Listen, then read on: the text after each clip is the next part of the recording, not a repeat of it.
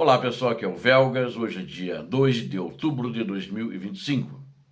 Vou falar aqui hoje de 3 assuntos muito específicos e muito importantes e tenho certeza que vocês vão gostar.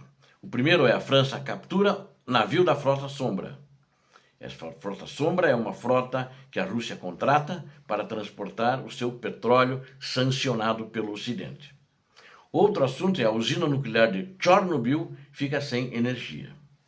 E a Ucrânia elimina oficial russo em Nova Kakhovka, que fica no sul da Ucrânia, na província de Kherson, mas é numa região ali, Nova Kakhovka, que é ocupada pelos russos, então sob controle russo. Quero convidar a todos vocês, inscrevam-se, porque aqui vocês veem a verdade. E também peço a todos que deem um like, compartilhem com as suas redes sociais, é importante para fortalecer o canal, aumentar o número de inscritos e também façam os seus comentários, que são sempre bem-vindos. Muito obrigado. Bom, militares franceses interceptam um navio russo.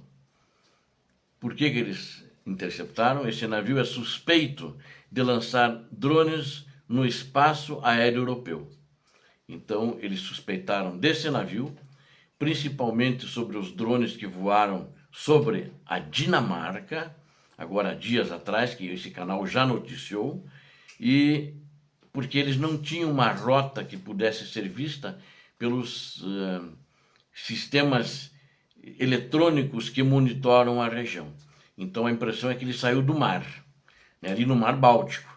Justamente é um navio da Frota Sombra que saiu ali de um porto russo no Báltico, provavelmente do porto de Ust-Luga, é um petroleiro dessa Frota Sombra, e então eles suspeitavam desse navio. Aí os franceses abordaram esse navio russo da chamada Frota Sombra, e que tinha essa suspeita. Ontem foi publicado, por exemplo, no The Guardian, no Times e etc., né? O navio foi interceptado pela Marinha Francesa, como eu já disse, em 28 de setembro e foi desviado para a costa do oeste da França, enquanto as investigações continuam. Esse navio está sob custódia da França, mas vocês vão ver o que já foi descoberto ali. Moscou usa a frota de petroleiros primeiro para driblar as sanções ao petróleo russo. O Kremlin também está usando a frota para lançar, isso já é uma afirmação, já é certeza, e controlar drones russos sobre cidades europeias. O Zelensky tinha dito isso em 28 de setembro, né? Citando os relatórios do competente serviço de inteligência da Ucrânia. O navio suspeito, ele era conhecido como Borakai, o nome dele. Mas depois descobriram, que eles prenderam agora, que ele mudou de nome várias vezes, ele tem mais de um registro, dependendo onde ele ia, né? Então você veja que é coisa de criminoso mesmo, né? Fazem até isso com navio de grande porte. Ele mudou de nome várias vezes e partiu do porto de Primorsk, da região ali, né? Então, justamente próximo a São Petersburgo, na Rússia. E o navio estava a caminho da Índia, carregando 750 mil barris de petróleo sancionados. Então o navio foi avistado perto da Dinamarca, daí veio a suspeita sobre esse navio uma semana antes. Aí sob um outro nome, é um nome antigo, é Pushpa, né? O nome do antigo dele é Pushpa, P-U-S-H-P-A. E drones não identificados, né, levaram o fechamento de aeroportos na Dinamarca. Diversas vezes na semana passada, enquanto as investigações prosseguem, as autoridades dinamarquesas não descartam a possibilidade de os drones serem russos. Por que eles não sabem se são russos? Porque eram drones, por exemplo, iranianos que só a Rússia está usando. Ou podia ser também drones fabricados pela Rússia que são conhecidos pelo Ocidente. Mas por que eles não têm certeza? Eles não querem, eles têm uma certeza, mas não querem afirmar, né? Porque eles rasparam toda a identificação da Rússia. Então eles vieram com aquilo raspado, parece os crimes que o cara faz, né? Pega um revólver, raspa o número da arma, ou pega um carro, né? Eles raspam o número do chassi, trocam alguma... Eles fizeram isso com o drone. E aí uma investigação desse Borakai, né? Ele estava como Borakai quando foi preso, foi está sob custódia, né? Está sendo realizada após a tripulação não ter justificado e ser recusado a operar. E ele não ter justificado, perdão, a nacionalidade da embarcação. Eles não sabiam dizer qual era a nacionalidade da embarcação, fácil ter aí uns 3 ou 4 nomes esse navio, e bandeiras diferentes. E daí eles se recuperaram, inclusive o capitão se recusou a cooperar, segundo as autoridades francesas. Esse navio, em abril, ele foi registrado como Kiwala, já é um outro nome, em 2024. E a embarcação ficou, em abril de 2024, e a embarcação ficou conhecida como Varuna, que era um outro nome que ele tinha. Vários outros navios de carga são suspeitos também de lançar drones russos, segundo agora a mídia dinamarquesa falou, e está todo mundo ali de olho na Europa nesses navios. Nos últimos dias, os drones também causaram perturbações em vários países europeus, incluindo Alemanha, Noruega e Holanda. Em resposta às violações do espaço aéreo, especialistas militares ucranianos chegaram à Dinamarca para participar, inclusive, de exercícios conjuntos contra drones e para treinar os europeus nisso também. Agora, parece que, isso ainda precisa ser confirmado, mas já foi publicado pela imprensa, que o que ele tinha dentro desse navio? Ainda tinha drones, e tinha lançadores de drones, ele saiu uma plataforma para lançar drones, e tinham agentes da FACB, que é a antiga KGB. Acho que isso eles ainda vão confirmar oficialmente. Não existe confirmação oficial disso. Aquela primeira parte que eu falei está toda confirmada. Mas, pela suspeita, esse é um vazamento de informação. Bom, essa é a situação da Frota Sombra. Eles são usados também, e os agentes da KGB estão fazendo o que lá? Lançar os drones, porque a tripulação normal civil não saberia lançar os drones. Enquanto isso, a usina nuclear de Chernobyl ontem ficou sem energia após o ataque russo. Mas eles não atacaram diretamente a usina, né? Mas eles atacaram uma instalação de energia numa cidade próxima chamada Slavutch, na província de Kiev, porque Kiev fica muito próximo a Chernobyl, ele fica aproximadamente uns 120 quilômetros, né, em torno disso, se eu me lembro bem, mas é mais ou menos isso. Se for, talvez um pouquinho mais, um pouquinho menos, mas é em torno disso. Não é muito mais do que 120 quilômetros. Ou se for assim muito grande, não é mais do que 150 quilômetros, vamos dizer assim. Então, ele causou um apagão na usina nuclear. No dia 1º de outubro, que foi ontem, segundo até informações do Ministério da Energia da Ucrânia. Mas isso é um perigo, né? Porque lá ainda tem muita radiação. Slavutch é uma cidade satélite muito próxima a Chernobyl, que fica no norte da Ucrânia. Ela foi construída para abrigar o pessoal evacuado da usina após o desastre de 1986. E em 1º de outubro, cedo, um ataque de drone russo a uma subestação da Slavutch, da cidade de Slavutch, causou cortes de energia. Slavutch é uma cidade, não é uma vila, né? E em partes da província vizinha de Cherniv, né? O Ministério da Energia também relatou uma situação de emergência em várias instalações por causa disso, da usina de Chernobyl, devido a picos de energia. O novo confinamento seguro, a estrutura-chave que isola o 4º reator destruído da usina nuclear de Chernobyl e impede a liberação de materiais radioativos no meio ambiente. Ficou sem eletricidade, né, segundo o comunicado das autoridades ucranianas.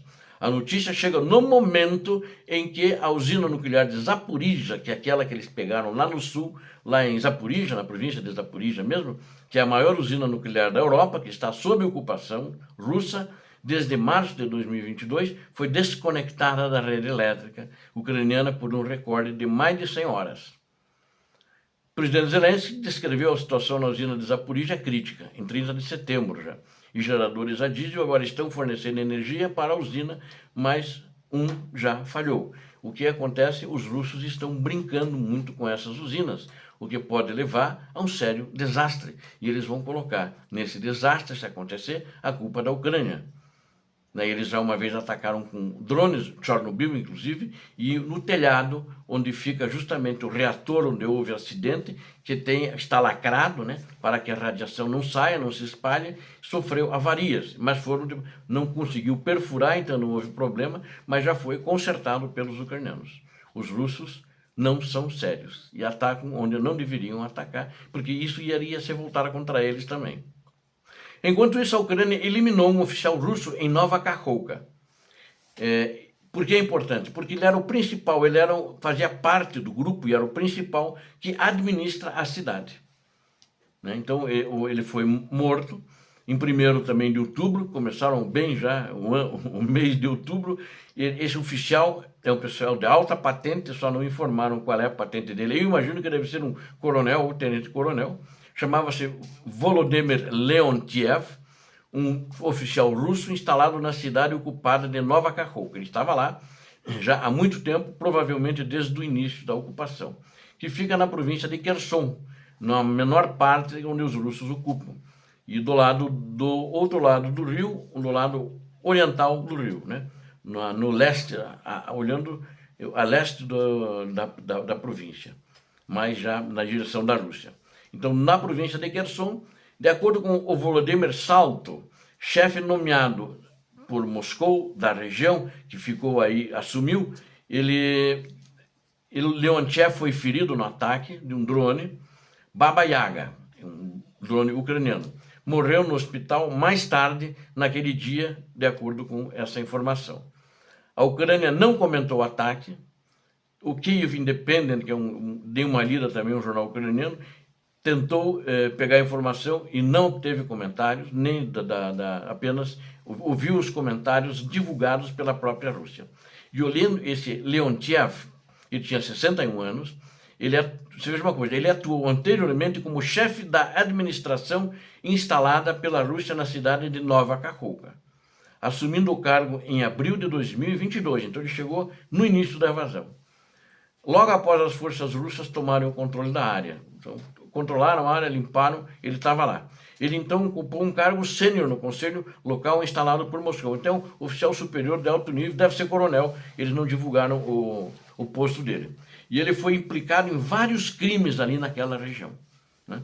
Relacionados à guerra e também a crimes humanitários, depois dessa grande invasão, a partir de fevereiro. Em março de 2022, no que ele chegou, ele teria ordenado que tropas russas sequestrassem e torturassem o prefeito de Berislav, que é uma localidade na região ali também, o senhor Alexander Shapovalov. Então, Alexander Shapovalov. Por isso foi condenado à revelia, esse Leontiev, que morreu, a 15 anos de prisão por um tribunal ucraniano. Eles torturaram essa figura, o prefeito dessa cidade de Berislav. Em abril de 2000... por que eles torturaram? Para ele mudar de lado. Eles que não mudavam de lado, ele era ucraniano e ia continuar com a Ucrânia, né? Em abril de 2022, o Leontiev foi formalmente acusado de colaboração, ainda mais com os russos, né? Mais tarde, naquele verão, ele foi acusado de envolvimento no sequestro do jornalista ucraniano Oleg Baturin. No ano passado, um tribunal ucraniano condenou Leontiev a mais 12 anos pela prisão ilegal e tortura de Baturin, bem como do prefeito de Tauritsk, e da tortura e da prisão do prefeito e do secretário do Conselho Municipal de Nova Kakhovka. Conselho Municipal seria aqui no Brasil o que nós chamamos de Câmara de Vereadores. Então, o secretário da Câmara de Vereadores de Nova Kakhovka. Ou seja, ele tinha uma série de crimes e foi condenado, acho que as acusações dele já passariam aí 30 anos de prisão. Como os ucranianos tinham certeza de que ele nunca seria preso, e se os ucranianos, no dia que eles chegarem e retomarem essa parte, como acredito que vão retomar, ele ia se mandar com as tropas russas para dentro da Rússia e provavelmente nunca seria punido pelos seus crimes. O que os ucranianos estão fazendo, estão indo atrás dessas pessoas, como já em outras ocasiões, noticiadas inclusive pelo canal, estão eliminando essas pessoas. Obrigado a vocês que assistiram a este vídeo. Eu conto com vocês. Inscrevam-se no canal. Aqui vocês viram a verdade. Peço a todos que deem um like, compartilhem com suas redes sociais, façam os seus comentários. Eu conto com vocês. Deus abençoe a todos vocês, Deus abençoe a Ucrânia, Deus abençoe o Brasil. Paz e bem, paz para toda a humanidade.